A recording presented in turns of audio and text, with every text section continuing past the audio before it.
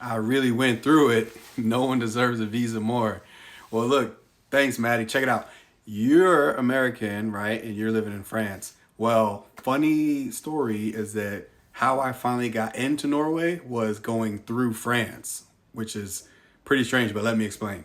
So I got kicked out of Norway at passport control because I did not have the correct documents to get into Norway, which at the time you needed to have the EU QR code, right? So all I had was the American paper. And so when I got to the border control and the lady looked, she was like, all right, passport, gave her passport. And she was like, proof of the thing you needed to have to travel around. And so I was like, okay, here you go. I have this. And she was like, no, that's, she like literally laughed at me. She was like, what is this? This is a piece of paper. We need the QR code so we can scan it so we can see everything, And I was like, well, I don't have one of those. And you get one of those by having gotten the the fax machine, the fax machine in Europe. But I didn't get my fax machine in Europe. I got my fax machine in New York City, right? So I was like, okay. So then I had to figure out where I was gonna get this QR code.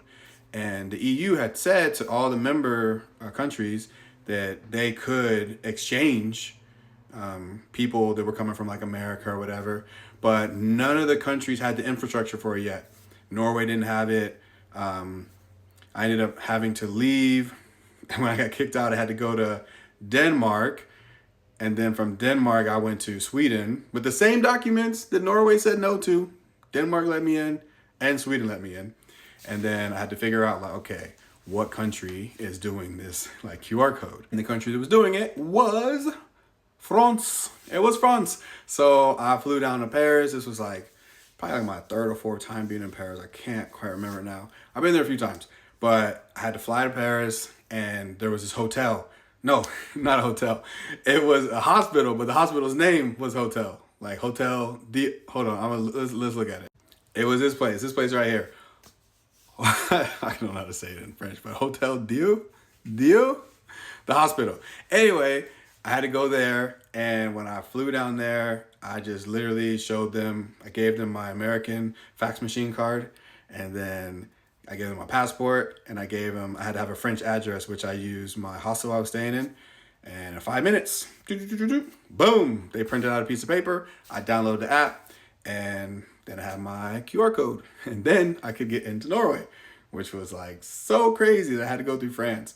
But at the time, France had just passed a law or a rule or whatever that you needed to have this fax machine in order to eat at restaurants, even if you were outside on the patio.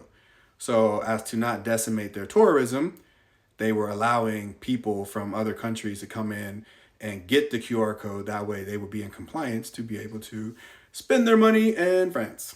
And it was actually so cool because look, the hospital, right, is up here.